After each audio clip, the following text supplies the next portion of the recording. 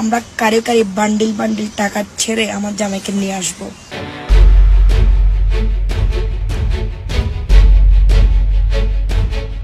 চট্টগ্রাম নগর পুলিশের তালিকাভুক্ত সন্ত্রাসী ছোট সাজ্জাদের স্ত্রী তামান্না শারমিনকে অবশেষে গ্রেপ্তার করেছে বাকলিয়া থানা পুলিশ।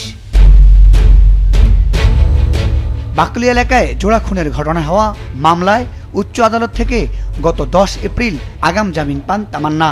জামিনের মেয়াদ শেষ হওয়ার পরও আদালতের নির্দেশ অনুযায়ী নিম্ন আদালতে আত্মসমর্পণ করেননি তিনি।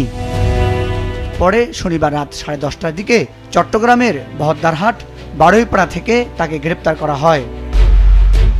এর আগে গত 15 মার্চ দিবাগত রাতে রাজধানীর বসুন্ধরা সিটি থেকে তার স্বামী সাজ্জাদকে গ্রেপ্তার করে পুলিশ।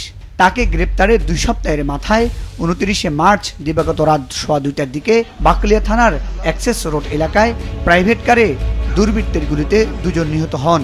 জোড়া খুনের ঘটনায় 1 এপ্রিল বাকলিয়া থানায় নিহত মোহাম্মদ মানিকের মা ফিরোজা বেগম বাদী হয়ে সাজ্জাদ ও তার স্ত্রী শারমিন তামান্না সহ 5 জনের নাম উল্লেখ করে একটি হত্যা মামলা দায়ের করেন। বর্তমানে তামান্নার স্বামী সাজ্জাদ কারাগারে।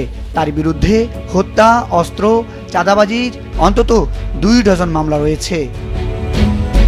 এর আগে গত 15 মার্চে ছোট সাজ্জাদ গ্রেপ্তারের পর তার স্ত্রী তামান্না ফেসবুক লাইভে কারি কারি টাকা খরচ করে সাজ্জাদকে জামিনে বের করে আনার কথা বলেছেন।